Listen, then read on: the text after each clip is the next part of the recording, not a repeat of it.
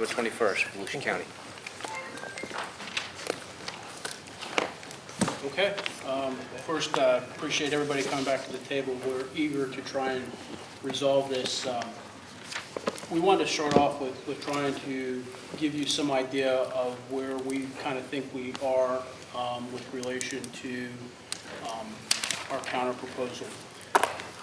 Our goal with you is to try and address the 22% cost of living that has increased over the period of the economic downturn. We're not looking for that in a single-year contract. Quite candidly, nothing would delight us more than to have a multi-year contract with a plan towards fixing those things. We've done some extensive research. We are significantly behind the times here with no plan in place to try and move this forward, and that's our goal. We brought with us today a plan that we will go over with y'all in different parts. We're not opposed to some of the things that the county wants.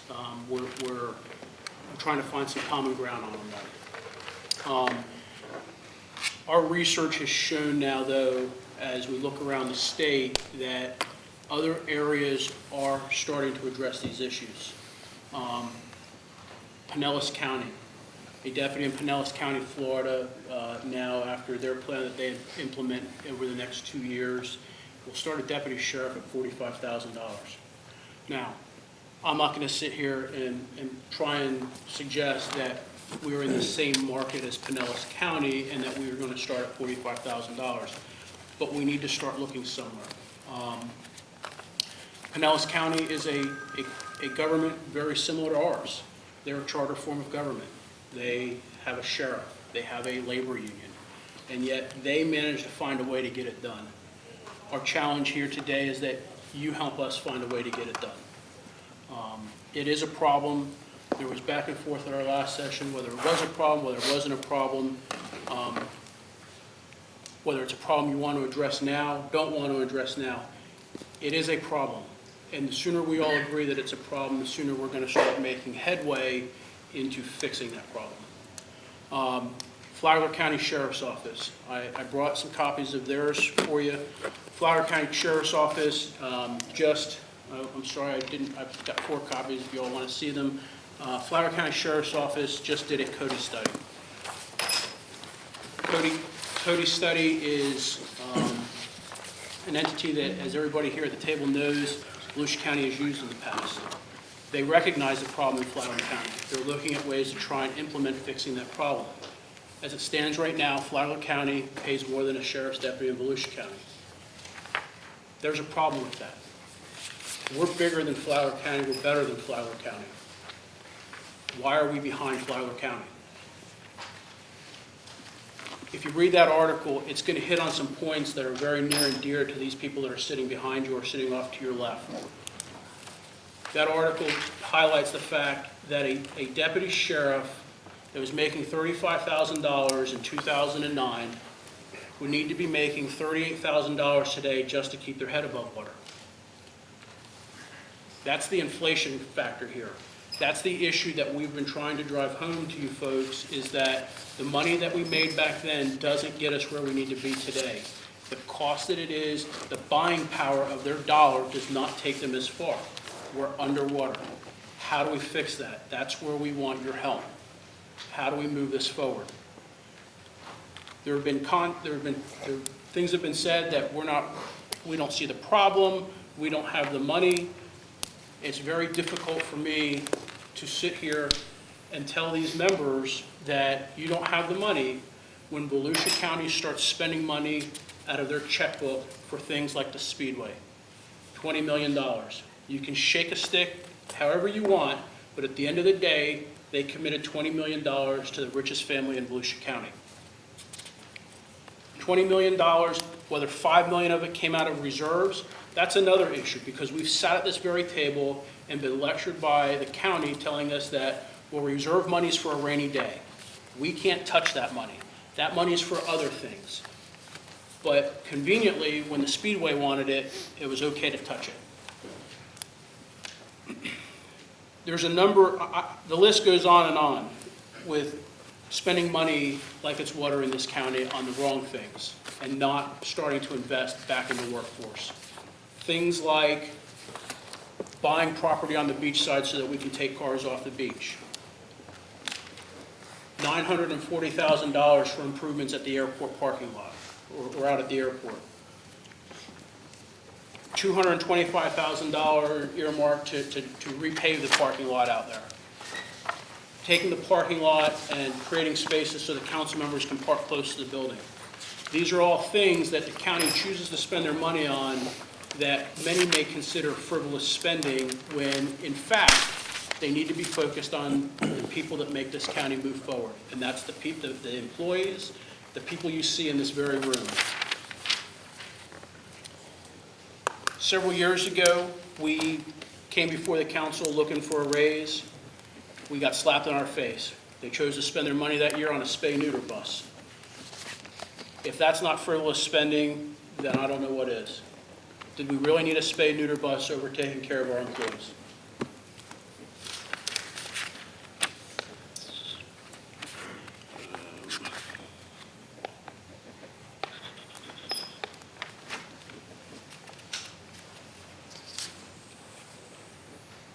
I think that the biggest thing that I want to take out of this is that we come up with a plan. We recognize the problem and we come up with a plan to fix it across the board. It doesn't stop at deputies and sergeants. In our agency, it goes all the way up to lieutenants and captains. We've got to fix this. You guys have to help us fix this. That's what we're here for. We don't want to bicker about it. We don't want to throw jabs. We want to come here and work diligently to work on this problem. And we're committed today to spending, I'm personally committed to spending to the wee hours of the morning, if that's what it takes, to try and find a resolution to this. And I hope you are too. That being said, I think we can move into what our counter proposal is at this point. Okay, Brody, I just wanted to correct something that you said about the county claiming that they didn't have the money. Well, the last bargaining session didn't happen. The bargaining session before that, it was made clear to me, I heard it. Yes, that it wasn't about money. It wasn't about not having the funds. It was about county not seeing it as a problem, not be willing to address it. But there's about 70 deputies out here that took time out of their day to come here today because they certainly see it as a problem. And we hope that their numbers and what you saw during the last attempt to bargain show you that there's a consensus, there's a feeling, there's a overwhelming feeling that there's a problem with pay. And so, again, what Brody said brilliantly is we're here to work together. We hope that you do more than take our proposals, walk out the door, and tell us your calls in 2 weeks. Not that you've done that necessarily precisely in the previous bargaining sessions. And I'm not trying to throw a jab by saying that, but we're here to work with you. We hope that you accept our invitation. Now, let's see. 1, 2, 3, 4, 5. These are our proposals for a single-year contract. We're certainly willing to discuss, as Brody said, a multi-year contract. The first article addresses the topic of physical fitness. Now, as I'm sure you're all aware, the Cooper test that Chief Compton supports is one that we're having difficulty getting behind. And there are a number of reasons I'll be happy to outline regarding that position. But first I'd like to discuss what our counter proposal to the physical fitness article is. We're willing to have a universal PAT test for all the deputies. Instead of the previous article on this in the existing collective bargaining agreement only covers those deputies that are hired after, I believe, October 1st, 2007. This would be universal. So everybody, every deputy, everybody in the bargaining unit would be required to take the PAT test every year. Now, but as you might suspect, many of the deputies that haven't been subject to the PAT previously and are under this article would be subject to the PAT now, would like the ability to do strength training, cardio training, other forms of training to help them get in shape, the shape necessary to successfully complete the PAT test. And you'll see there in article, well, I guess it's paragraph 2 of this article. We would ask that they be permitted 1 hour of on-duty time each shift to perform strength training, cardio, flexibility training, what have you. And it goes into a bit more detail there. I don't know that I'll bore you with the specifics, but in addition to that, as you can see in paragraph 2, we like the county to provide YMCA memberships to the deputies, so they don't have to go through the cost and expense of going to Bally's, going to YMCA, going to getting another gym membership on their own, and provide that to them, of course, at no cost. Now, provision 3, paragraph 3, indicates that we're willing to make the PAT test universal. That much is clear. We're not modifying the PAT test from its present form at all. We have no issue with that. So really, there are no changes on the second page of this proposed article. Some of the changes that we were proposed, however, are also seen on page 3 of this article. The promotional exam eligibility, we haven't touched that other than maybe correcting some wording. None of the actual focus or meaning of that paragraph has changed. The paragraph 4 remains essentially unchanged. Paragraph 5. It just makes a change that it removes that hired on or after October 1st, 2007. It makes it clear that it's a universal PAT test. Paragraph 6 is where we get into some, a bit of a change. The bigger change is on the following page. Under paragraph 6, the county would retain the right to terminate an employee hired after October 1st, 2007 if they fail the PAT. With the cushion, however, that the county, as specified in that paragraph, will attempt to find them another job within the county, within their qualifications. And of course, there's the provisions for retest, just as there is in the previous PAT article. Now, in paragraph 7, dealing with those employees hired on or before October 1st, 2007. Those deputies in that category who do not pass the PAT, would not be terminated. Instead, they would suffer a monetary loss. They would receive a 1% deduction in any COLA given in the previous calendar year. Now, if they retest and they pass, then that would prospectively be restored, not retroactively restored, but prospectively restored. If they pass on the second retest or the third retest, if they pass, they're restored prospectively. If they don't pass retroactively and prospectively, they lose it. So there is a penalty associated with not passing this PAT test. I did make some modifications to paragraph 8 to deal with what I believe are changes that are required by the ADAAA.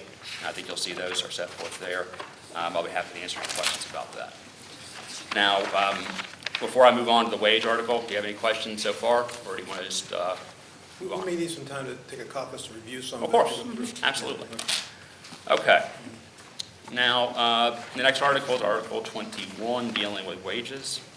And this goes to the heart of what Brody said about our need to address a couple of different things. The failure of the county to keep the deputies and the bargaining unit members up to or keeping their head above water, addressing the issue of inflation. But it goes beyond that. You can see in paragraph 2, we talk about we request at least a 3% cost of living adjustment. Paragraph 3A is where we start to deal with the issue of compression. And I know that's not a popular topic on that side of the table. But paragraph 3A and... I think it has a question. Is this the same one that we, This is the same, Okay, I the see. wages part of this offer is the same as you've seen already. Okay, so good. I don't go into any extraordinary detail then. Brody, could you give them an example of what we're talking about on compression and how it Absolutely. affects a specific individual? If you look at where the deputies in this agency are currently, there's a good majority of the newer deputies, probably up to 9 years now, that are roughly making somewhere close to starting pay. That's a problem. It's demoralizing. It fails to reward them for hard work over the last 9 years. It's time to start addressing that. A guy with almost 9 years of service in this agency should not be close to the bottom of the pay scale with a guy that walks in the door. And it fails to reward their longevity and loyalty, for goodness sake. They stay with an agency and perform dutifully for that period of time, and they're making the same as a starting deputy. Inequity springs from the page, I'm afraid. I'll move on from wages, since that appears to be the same as what we previously offered. There are some changes in insurance. We cannot see ourselves giving the county the insurance proposal that they last asked for in the, I can't recall the date, but 2 sessions ago. I believe that insurance provision would give the county carte blanche to do what it chose. And that's far too much authority to give the county over something as important and precious and potentially life-altering as insurance, health insurance. But we do recognize that insurance costs are going up. Like it or lump it, that's the world we live in. And so, as you can see in Article 20, our proposed Article 20, we are willing to agree to a $10, I believe it's going to be biweekly, even though that word is, okay, $10 biweekly increase in our premium amount, so long as that amount is also felt by the general employees. If they get a decrease, we get a decrease. If they get an increase, we're willing to go as far as $10 per pay period. At this point, we don't see the need for any changes in the co-pays. However, we are open to discussion on that point. Moving on to the uniform cleaning and bereavement. Rhodey, are those the same as what we? Yes. Those are the same as what we proposed previously. So nothing you haven't seen before. The previous arbitration provision is the last article, and I believe this is exactly the same as what we proposed, not during this round of bargaining, but earlier in the year. I don't recall making any change to it at all. Last contract. Last contract session. Is that what I said? Okay. Last contract session.